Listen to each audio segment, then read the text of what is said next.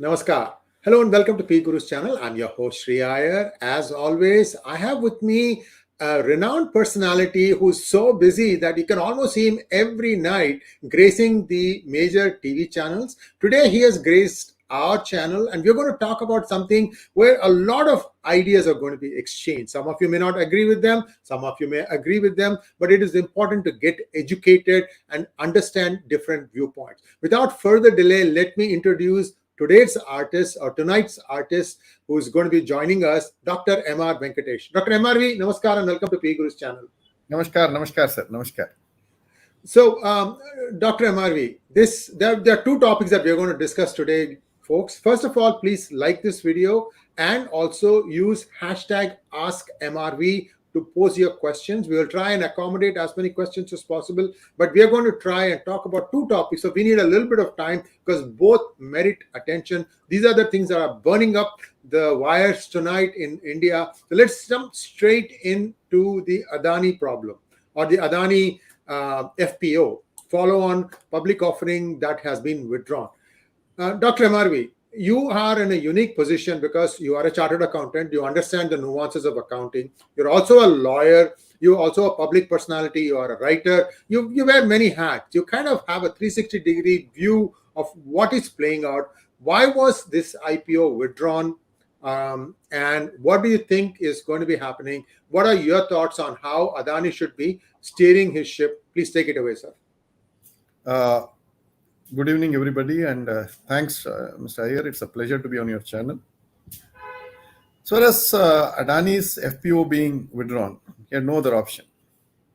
After yesterday's fall, and the market seems to have some more toxicity up its belly on the Adani front, I think the past has caught up with him.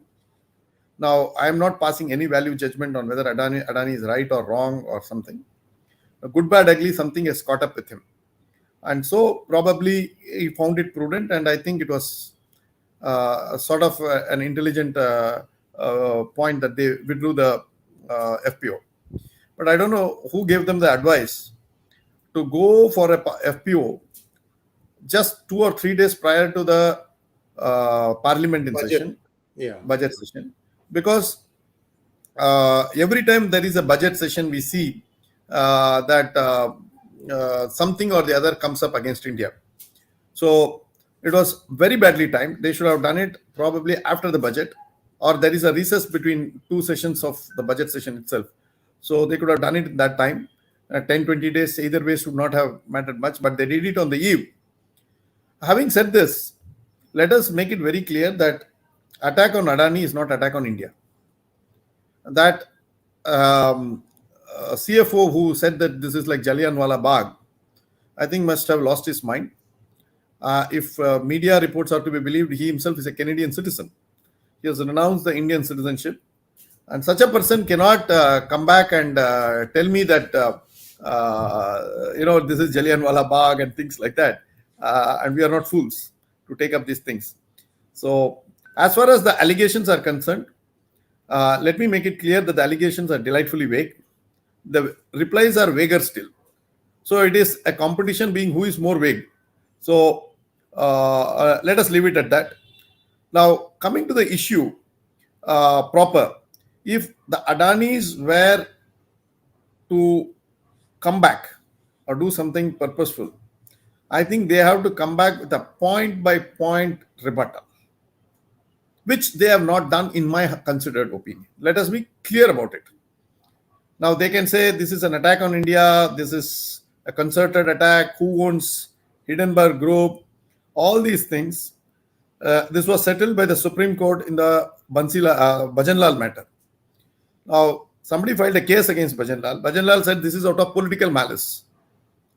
Supreme Court said, be that as it may be political malice. But you first answer these charges. You are to answer these charges. Now, joke of jokes, today suddenly RBI has woken up out of its deep slumber and it has asked all the banks to give a report on their exposure to Adani Group. Now, didn't RBI know about Adani Group till day before yesterday? Did the SEBI not know about it? And even today, the government of the day is pressing for defenses by various in a diffused manner. What I understand is they are trying for various groups, and joke of jokes, 𝙒𝙗𝙤𝙦 𝙤𝙬𝙤 has also jumped into the fray, and it has defended Adani, which I think I respectfully submit that it was unwarranted and not to be done. And it is a war between two private parties, and there is no need for anybody to interfere. Adani has its own battery of chartered accountants, lawyers. It's competent to defend. If it doesn't defend itself, it will pay the price, and it is paying the price for not defending properly. And Hindenburg, if it is not going to come out with sharper evidences, and in all likelihood, somewhere down the line, Adani may have to sue Hindenburg in a court of law in America or somewhere else, in which case I think the battle will reach its acme. Till such time, the jury is reserved, and I think let us not waste much time on this particular thing. Last thing before we change subject, Dr. MRV, 20,000 crores FPO is small feat for Adani. Why did he choose to take an FPO for just a small amount like 20,000 crores? So there could be 100 different reasons. I am not in their board to understand why they did it. But probably there could be some calculations as to why they require an FPO of 20,000 crores. But whatever it is, the way they have reacted to the crisis, it seems to be a huge fund crunch for them internally. And they are highly leveraged, and their stocks are highly overpriced. Their PE ratio is humongous. It's out of the stratosphere. And some of the numbers that they throw about, and believe me, Adani was one of the 10 companies which was named in 2012 by a Credit Suisse report. And Credit Suisse have pointed out of the 10 corporate groups which even at that time had multiple times the debt what it had in 2007. So 2007, if it had X, probably by 2012 it had multiple X's by 2012. So it had warned about 10 companies, 10 group companies, of which Anil Ambani Group, Adani, GMR, GVK, Lancor, all Videocon, all of these guys were there. What we said was the dirty 10 of the Indian corporate, of which many of them fell by the wayside. Anil Ambani is not there. GVR, GVK, GMR, all these have fallen or have reduced their operational size. Videocon is virtually not there. But Adani is the only guy who continued to grow in the new regime. It's a very interesting piece of information that we don't understand or follow. That out of the 10 companies, only one, I think, has made it big post 2014, coinciding with the rise of Narendra Modi. Now, questions will be asked. The government of the day must allow institutions and professionals to handle it. It should not enter the commercial ticket. Otherwise, the commerce will enter the political ticket. If it enters, then it will be absolutely toxic for the government to handle it.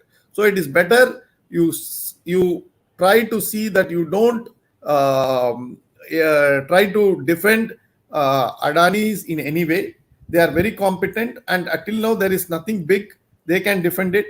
And the best of charges is that they have routed their money out of India and have invested in the stock market. Tell me which law they have violated. It may be morally be repugnant, but legally, I don't see anything wrong. There is no prohibition because India allows such round tripping. Round tripping is like 𝙒𝙗𝙖𝙦𝙤. It's the official motto of our stock markets. Okay, so everybody does it. Everybody knows everybody does it. So to say that Adanis are doing it, probably in the West it is something unacceptable. But in India's context, I don't think that SEBI or somebody need to be squeamish about it because we allow it. It's an official policy. So I would leave it at that. Dr. Amari, before we move on to budget, last question. There has been a suggestion that the government needs to come in and nationalize the Adani group of industries, find out what is the depth of the problem, and then find a way to, make them as piecemeal or break them up as individual group entities, and then try to take them out and divest themselves. Is that something that is feasible? Is it viable? Is it correct? See, if nationalization, to understand where it goes from here, now rightly or wrongly, Adani's work till 2 a.m. and begin their day as early as 5 or 6 a.m. So it's almost a punishing 20-hour, 24 out of 24 hours, they push themselves for 20 hours. Now, if you hand it over to an IAS officer, most of the time they are in some Gymkhana club gossiping about who is transferred where, who is posted where. This is the biggest gossip amongst IAS, IFS and IPS. Who is transferred and why? And who is of which caste and what is his relation to his boss? So, to me, as I see it, that the government machinery lacks bandwidth with either the IAS or the IRS to manage ports, airports, and large infrastructure projects. You can manage some small organizations, but to have such type of managerial bandwidth that the Adanis, Ambanis, Tatas, Mahindras possess, the government cannot be a patch. But what we have done, so we have created what is called a pseudo state. We have created ILFS, we have created Ambanis, we have created Adanis, we have created Tatas, who are all mammoth organizations, behemoths, and they have been managing themselves. Now, you suddenly want to impose morality on them. Now, I ask you a question. If State Bank of India buys LIC share, would you feel offended? You say, no. What is wrong LIC buying SBI share? Now, if Adani subsidiary companies outside buy Adani share, you say, oh, this is wrong. In other words, what is cheese for the goose is not cheese for the gander. Now, Adanis have to be allowed as much play at the elbow as you would allow a state bank or or anybody else to do it. So, nationalization looks very nice to hear, but on the ground level, virtually impossible. Virtually, there is also a port called Madras Port, probably 20 kilometers is the crow flies from where I sit and talking.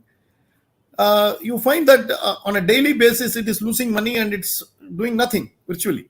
Of course, it exists, but it is not a patch on, say, something like Kandla Port, where Adanis have taken it to some great heights at the international level. So the point I'm making is, where is the bandwidth for nationalization?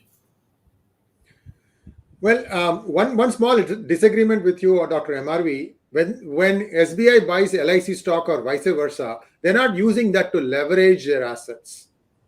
That is incidental. That is only the stock market which believes that there is some leverage. But why are they? Do you find fault with it in principle? That is the question. That is the question. Leverage is a subset.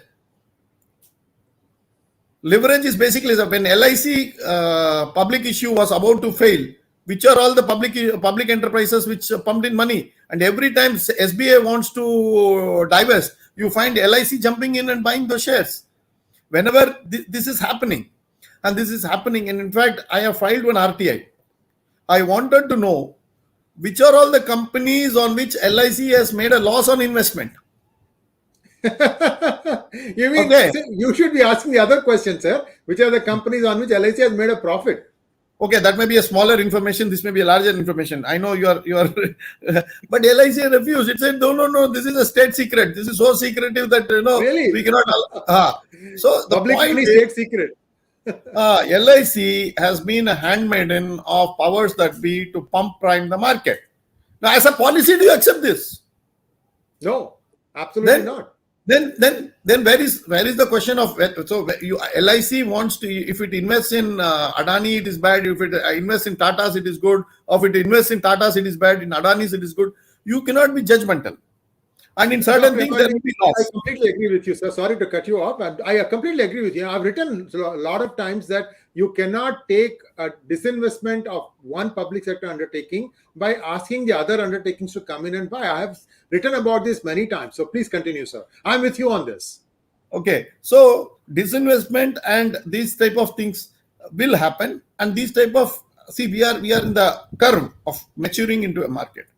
Yes. Our regulators are still in embryonic stage in terms of regulating the market. Either they over-regulate or they do not know the regulator. They have still yet to find the sweet spot of nudging and pushing people into the regulatory framework. Either they are overbearing or they get overwhelmed. And in Adani's case, if capital IF, if Hindenburg's allegations are true, I think SEBI and RBI owes us a huge amount of explanation. And let us be clear, it is not a failure of Adani's, it would be a failure of RBI and SEBI. Now, after which SEBI will do a breastbeat, today as if the whole thing, Adani never existed, RBI has asked, let me have the report first thing tomorrow morning. So all this Naughty will not cut ice. It is incompetence with capital I. Well, thank you so much, and we will watch these events with interest, and I might get Dr. MRV back in a week to go back and take a look at what plays out in the week that we'll take to come back. Now, let us take a look at the more important topic, which is the growth story of India, which, the budget gives you a hint. So Dr. MRV had a very interesting tweet. Let's put up the tweet now, please. MRV says, a sort of dream budget. There's a lot that can be read into it. I don't want to read it. Let us have the person who put that tweet out to tell us what he wrote and why he wrote that. Now, it is a sort of dream budget. Leave it at that. Sometimes things should be left to imagination of the people who read it. Okay. Of course, there is a lot of pun in it. A lot of fun in the pun. I leave it at that. Now, as far as the budget proper is concerned, today I counted how many times the finance minister used the word growth. She has used it 15 times. And for that growth, she wants boost. Luckily, it is 3 times. Then I searched for Horlicks, Bonvita, it was not there. So then I realized the boost is not the boost that we drink, but it is basically the drink of Kapil Dev's and Dhoni's. It is something else. So point here I'm making is that every budget comes with a dream. And now Modi government has given us almost 10 budgets, including this one. And I think this must be the 11th one, if you count the interim budget of 2019 also. Now you go back to 2014 onwards. The lingo of the entire ministerial team has completely changed. Swachh Bharat, nobody utters. Namami Gange, coastal shipping, then low-cost housing, Pradhan Mantri Awas Yojana, smart cities. All these things are completely given a go-by. Either they believe that these are condemned projects. Skill India is one of them. Nobody talks about it. We have a minister for skill. I don't know who is he or she. Okay, there was talks about occupying something around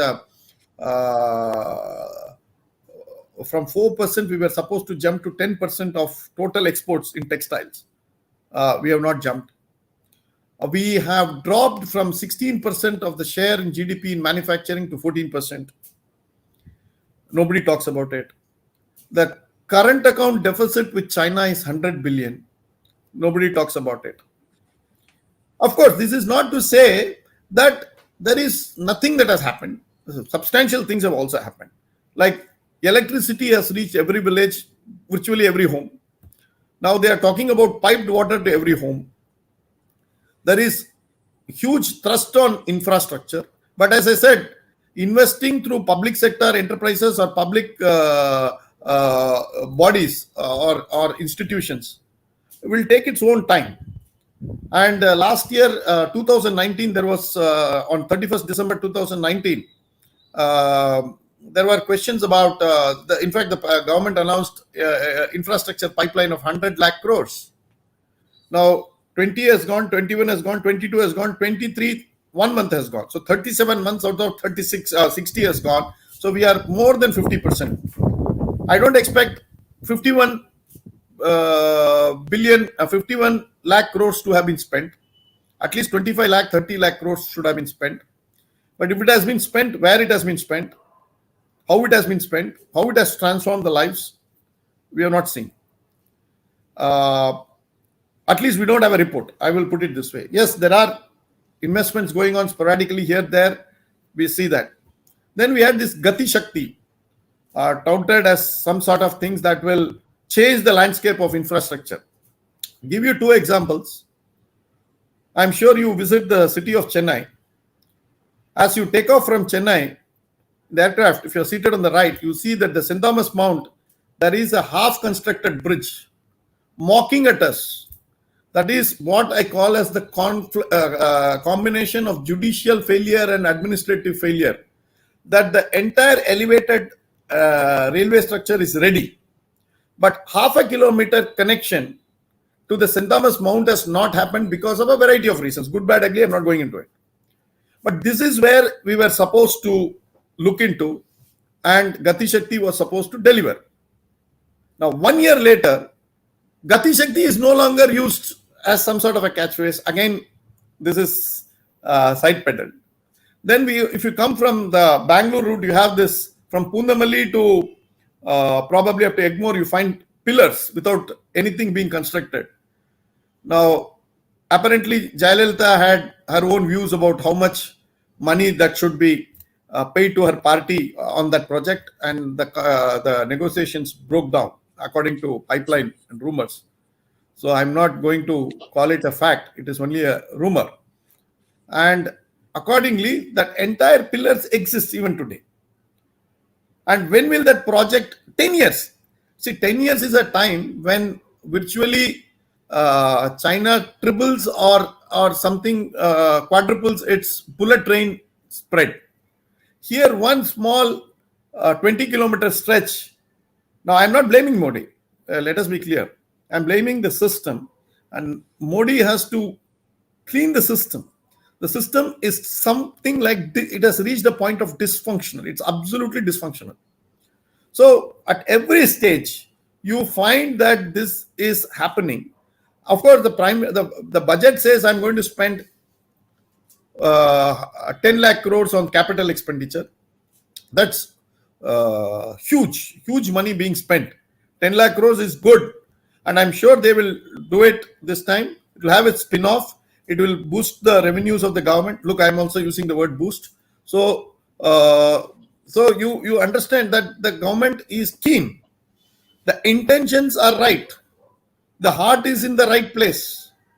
But whether the mind is in the right place to extract the work, that is why it's sort of dream budget, because you are right in dreaming, but where is the delivery? Where is the delivery? Delivery is very sporadic, and the goalposts have been changed, and it has been changed so much that 2014 we started with all the projects that I talked about, and today we say this is the first year of Amrit Kal. So we have changed the goalpost to 2047, and 2047, for all that you know, Mr. Iyer, horses may fly. Well, thank you so much.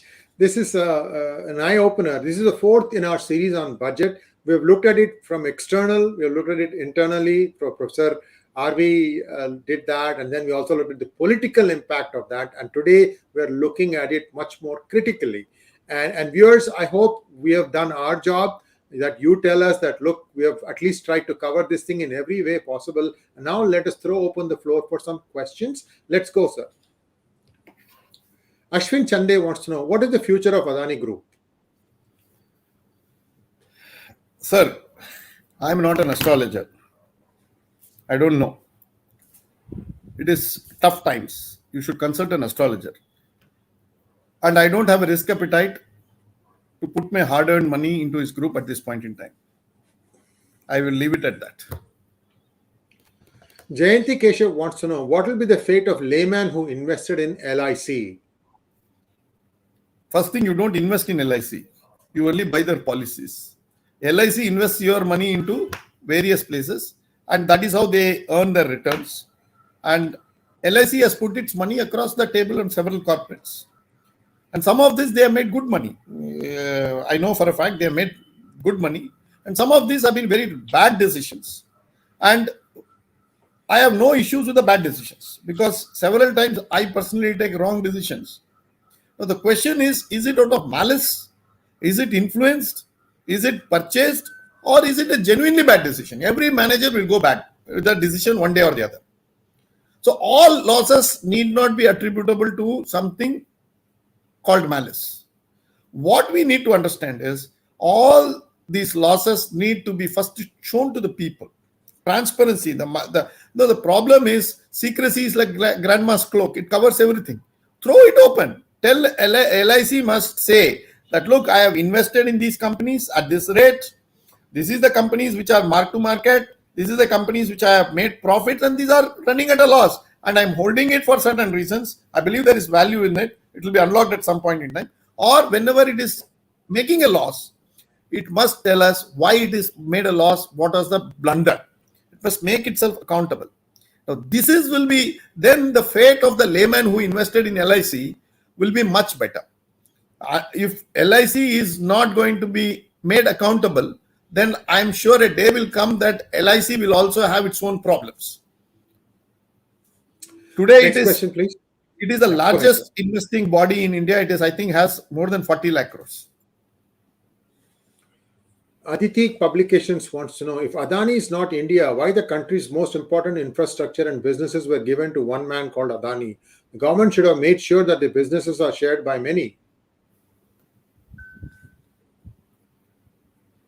That is for the government to answer. That is why I'm saying it is not so easy that government can give infrastructure project to everybody. You have to have somebody who has developed a port to give the next port to him. And you don't want to give it to R Venkatesh. I may be very qualified than Mr. Adani. I may have a chartered accountant's degree. I'm a lawyer. But you think I can manage a port? I can't manage a port. Just because I have an IS degree, do you think I can manage a port? I can't manage a port. So these are institutional experiences, credibility. All these are built over decades. And that is how you create behemoths. You don't create behemoths overnight. You say that, okay, you give 10 projects. It's easy to give 10 projects. But to be fair to Adani, till date, they have not messed on any project. They have done it. Now, again, you may say they have got support of the government. That is entirely your political argument. Strictly from the field of commerce, they have managed their projects fairly well. I won't say that in the world of finance or world of commerce, there is much of a complaint against an Adani company. So that is your benchmark. They have performed well. But as far as these allegations are concerned, it is something out of their commerce. It is in the domain of how they managed and manipulated stock prices, which is a separate ball game, which they only know. They are only privy to the facts. And Hindenburg's facts need not be gospel. But Adani, I repeat, that they have not come out with a clear clarification on what should be the answers to such allegations. Next question, please. Murali A wants to know, will the venture capitalists or the private equity firms operating in India fund infrastructure or R&D? Our country has always been borrowing technology, is it not? Okay, always borrowing technology. Yeah, we have been slightly behind the curve in terms of technology. And technology will take some more time. It's because our manufacturing base is very small. It's around 1/6, less than 1/6 of the share in GDP. As I said, around 14-15%. Forget high-end technical products. We import so much things from China. It's around $100 billion of trade deficit with China. Humongous for a country like India. That means we are not importing high-end. China does not give you supercomputers. China doesn't give you cryogenic engines. China gives you small things, electronics. So most of our stationery items, furniture, all these comes from China today. This was a charge against America, but this is a charge against China today. That India is losing to China, not in terms of anything sophisticated, but things that we can naturally make up. There are several reasons why our MSMEs are not able to make up. We have one of the largest entrepreneurial talent. We have so many things going our way, but we are a society which does not want failures. But if you don't want failures, you can't have technology.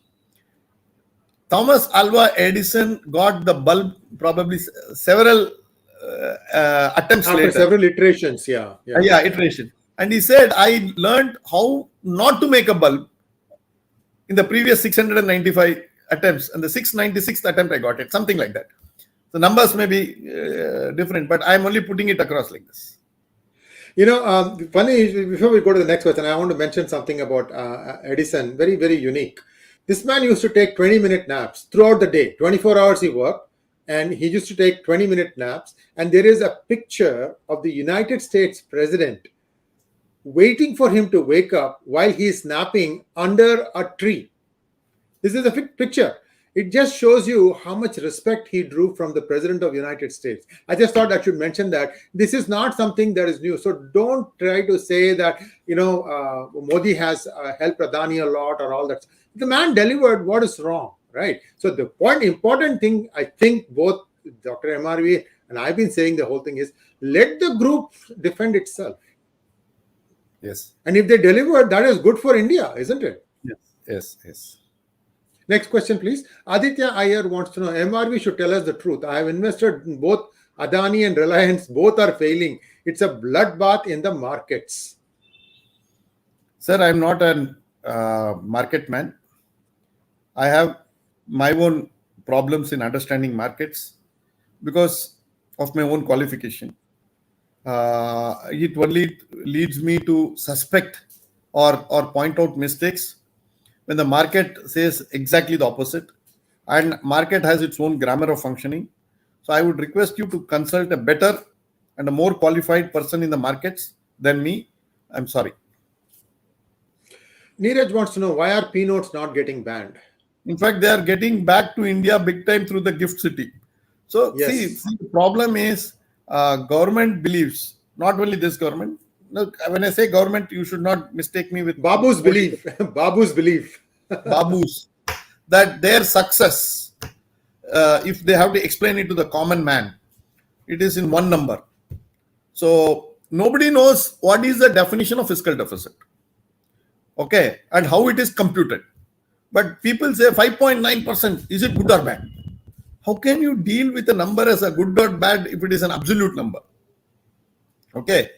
Now, coming back to this particular thing about Babus, they believe that the more the stock market goes, and today I think around 10 crore Indians have DP accounts, which means probably 50 crore members of the family are linked to the stock market.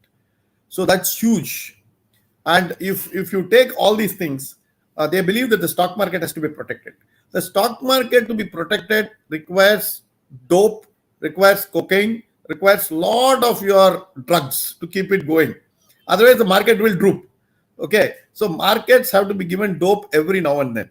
And one of the dopes is this P note. Every government will keep this P note alive because it keeps the market on the high. But India's stock market is so shallow. Why is somebody trying to measure India's success story by the success of its stock market? That's what. How do you explain? See, please understand, you cannot explain through a lot of things that you have done, you have not done, so many things. And you know, the Tamil comedy where that fellow says, give me one tablet to cure me of from jaundice to BP to piles to whatnot. One number, human mind cannot conjure of a complex system of several variables, several facts, data, numbers, statistics. So you just tell one number. What is like you telling your doctor, my BP is 130/80. He says, you're good, go. Okay. So people want only, also they are rushed up for time. So they want only one number. So you look at, the stock market is 60,000. It's booming. Okay, good. That's the end of it. So everything else linked to the stock market, economy, everything. Probably 7 or 8% of India's GDP is linked to the stock market. We don't even understand this. Next question, Mangesh Vaidya wants to know, China manipulates and subsidizes and rigs market. US market and economy is joke with money printing and weaponizing economy. Who creates rules and why are rules not the same for all? Now, this is a very philosophical question, especially the last one. Who creates the rules? And whosoever creates the rule is the winner. You have to understand, we were having a great hockey player called 𝙒𝙧𝙤𝙬. At that time, hockey was played in the field. Then subsequently, Westerners realized that the Indians are very good with the wrist and they can dribble in hockey. So they brought in AstroTurf. And AstroTurf changed from dribbling hockey, playing in a very Power and subtle way, speed. Yeah. into power and speed, which the Europeans were able to master. And we were left, last time we got an Olympic gold was somewhere in 1980. Yeah. 80. So that was also boycotted by many of the Western powers in Moscow, and that's how we got the gold. Why I'm saying this is, you should understand, one who makes the rules always goes on to win the trophy. We have still not yet realized that we will be rule breakers and rule setters. We have to do both. We have to break old rules, and we have to also set new set of rules. We are so obedient to follow rules set by the Westerners that we don't want to break rules. And unless we don't have the habit of breaking rules, we can't create new rules. China does that. China breaks rules of the Westerners, and China creates its own rules. Unless you do this, you cannot emerge as a nation. Mangesh, just go back to the last question, please. I have one little thing to add. Can you go back to the last question by Mangesh? Yeah, Mangesh, do you know that to almost 99.99% of any crude oil related transaction gets settled in Houston, Texas? That gives you an idea. That is the kind of power that United States has. Mangesh must also read petrodollar economics in the Google. Yes. And probably if he has time, 56 minutes, he can search for a video of mine, globalization and the impending dollar crisis. So this is how things stand, and even today things haven't changed much. And Raghuram Chadalavada wants to know, Dr. MRV says this is dream budget, and Dr. Swamy says this is worst budget. Who are we to believe? You have quoted me wrongly. I have said it is a sort of a dream budget. So I never said so. And only my problem is budgets are fairly well done. Where is the implementation is my question. My problem is not, because, as I said, I can write similar budget speeches. What you have seen is the budget speech.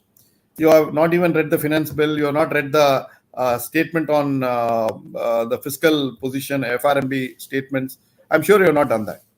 Neither have I. It will take some more time. Usually I take around 20 days to finish by reading.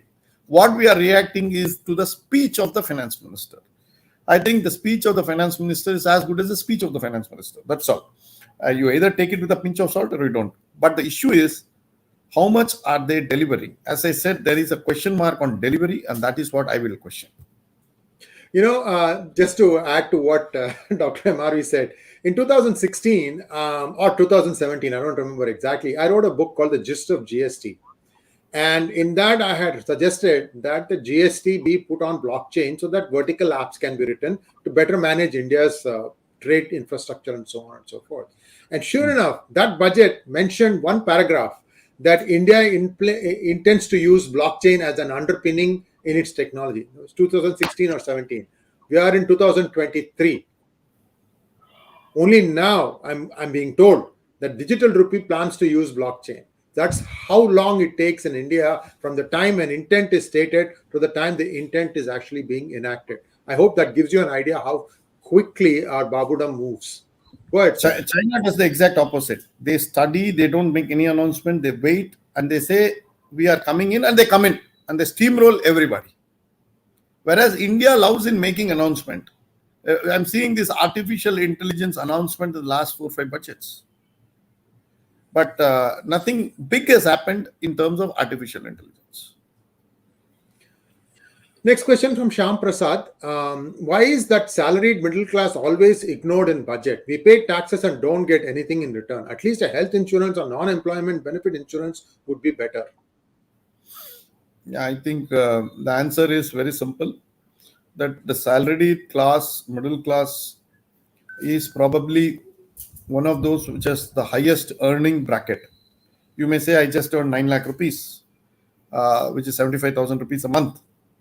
But the average Indian income, if you calculate, it is around 40,000-50,000 rupees. Okay, so you must consider yourself twice lucky if you earn 75,000. So basically, the government believes that you are in a minority, and this minority need not be pampered because this minority is anyhow going to be with the BJP. Secondly, that morally speaking, this government also believes that you are not deserving of any great help. Of course, this budget very surprisingly has given some tax exemptions. My chartered accountant friends tell me it is slightly confusing. They have not yet. I have also not looked into it. But if it is to be looked into it, I would only look into it and say that yes, there is a confusion. But first time the finance minister has acknowledged it and also delivered some small benefit, and that's around 35,000 crores. According to the finance minister, the revenue foregone is around 35,000 crores. 35,000 crores on a 9 lakh crore income tax, that's a 4% cut she has taken. It's a big thing. I'm sorry. And that's a big thing. So this time they have done something. Usually they ignore for many, many reasons, political, moral, economic. But this time at least they have given something. You must cheer it. Next question from Riddick the Great. Do you think manufacturing policy able to compete with Chinese manufacturing? Not yet, sir. It will take some more time. Efforts are on. This PLI and other things, people tell me that it is reasonably a success, but I have not seen big amount of manufacturing. See, ideally, India must have around 25% share in the GDP manufacturing, and industry must occupy around 33%. What we are at present is around 22-23% in for the industry, and of which manufacturing is just 14-15%, which is very low.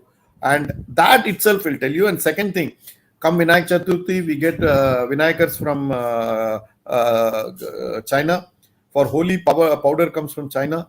So we have become sort of outsourcing agent for China. We outsource all manufacturing to China and it dumps all sorts of goods. So somewhere down the line, if this $100 billion of trade deficit with China is brought down significantly, we can then say we are competing with Chinese manufacturing.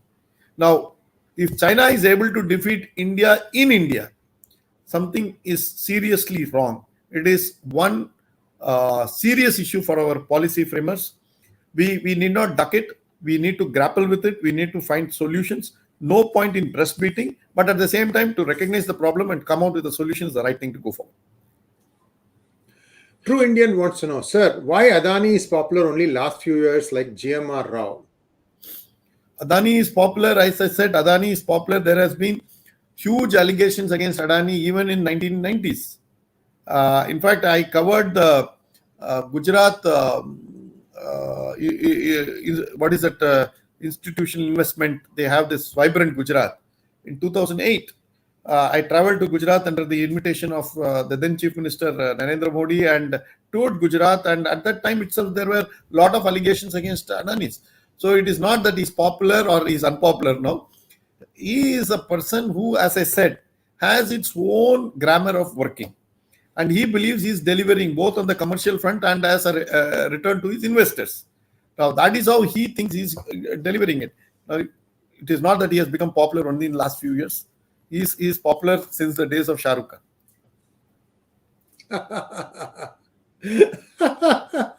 I like that. Next question. Bharani Chandar wants to know, sir, what is the solution to bringing BSNL around to have a plan, or is it a black hole? My solution to bringing BSNL around is to get a big lock and close it, lock, stock and barrel. There is no other thing to be done on BSNL. I'll give you a classical example. I made an application somewhere in the month of September or October for getting a new connection. 3 days back when I was in Dubai, I got a phone call on roaming saying, sir, you had applied for a phone. Do you want it now? Now, after 3 months, if somebody is going to give you a phone, I think even Nehru would be finding it offensive. Because in Nehru's column, in that time also, some response was there. Okay, you get a phone today in a jiffy. People are giving you connections within hours wherever you are, even in remote places. And landlines, I'm talking about landlines. Now, BSNL still has got extraordinary technology, very nice people. But as I said, the private sector will work up till 2 a.m. Your IAS Babus will work up to 2 p.m. That is the difference. And after lunch, they go to slumber, they go to drinks, they go to partying, they go to gossiping. Half the day is spent on who is transferred to whom, leave, DA, calculation of this allowance, that allowance. So much of their personal needs cloud their mind that they don't have. Can you ever tell me why is it that no BSNL chairman comes and says, I'll make it the best telecom company in the country? And if you don't have that type of visionary, give it to private sector, close it down, best thing. At least you don't have this as a black. Ajit Dixit wants to know, why do you think RBI and SEBI are silent spectators even if they have better competency than Hindenburg? First thing, I strongly object to the statement that they have better competency than Hindenburg. Hindenburg did it with, according to press reports, with 5 people. Yeah. Okay. And Adani, allegations against Adani has been made by several people. The last 10 years, people have been repeatedly cautioning various agencies about Adani. Now, both RBI and SEBI are like the proverbial Mumbai police appearing in a Bollywood movie, appearing in the 15th movie, reel, and then shooting a gun up and say, "Koi hilla nahi." This type of absolutely, behind the curve regulatory system happens only in India. When it's not that they have been taken in by surprise. It's not events that have unfolded day before yesterday. It was waiting to happen. SEBI and RBI were silent spectator. Now then, 2 questions comes in: competency, or whether lack of competency, or competency coupled with malice. I would suggest it is lack of competency. It is not with some purpose they have done it. It is sheer lack of competency on part of RBI and SEBI to have missed this entire saga. If what Hindenburg says is true, what Hindenburg says is true, if it is available in public domain, and if RBI and SEBI have actually missed it, I think it calls for a serious interrogation by people like CBI. And if why they have not acted, if they have not acted out of competency, I think the government must first do is to sack at least the SEBI chairman. Next question from Sound Party 1234. Do you think FIIs will come back? From where? They are here only. They are not gone back. In fact, if you look at it, some of the stocks are doing well in the last 3-4 days. See, exit of Adani, somebody has to put that money, because India has not changed. The weightage given to India is a constant, at least till next December. So they will try to put it in some other stocks, and I think they will see that those stocks are going up. So that's okay. Ananya Bhatt, hello sir, just joined. Will Adani bounce back? If so, how long will it take? Apologies if already answered. For the sake of the Adani investors, I think they should bounce back fast. But I don't know, because what Hindenburg has done is probably a tip of the iceberg. There will be booster doses that will follow, is my understanding. These type of things, they don't allow only one type of report. They follow it up with several other reports. And if Credit Suisse and others refuse to take Adani bonds as collateral, that shows to what extent the market world over believes in Hindenburg report. See, this is a very interesting thing. And I am also appalled as to a bank like Credit Suisse, which was very much aware about Adani's debt position in the year 2012, suddenly turns around in 23, 11 years later, and makes this position. So everybody knew, but everybody kept quiet. But once the child shouts and there is emperor without clothes, everybody is now finding themselves without clothes. Next question, please. Okay, that's about it. Thank you so much, Dr. MRV. I think there was a free and fair exchange of views here. Yes. And I think viewers, we don't carry any brief for anyone. And you know that you can see in Twitter, if there's one allegation, it is that both I and probably Dr. MRV are close to Dr. Swamy. Look at his intellect. So what if he has some political views? Just because we are followers of him doesn't mean that we follow his politics. There are 2 separate things. His intellect is what we respect a lot. Hey, I'm just running away here. But Dr. MRV, I think I'd like to come back again, maybe a week's time or 2 weeks' time, because there'll be some more clarity on what is going to happen. And once again, sir, thanks for your views on budget, why it is a sort of a dream. I think you've answered that. And viewers, please like, share, and subscribe to our channel. Don't forget to click on the bell button for notifications. Namaskar. Namaskar.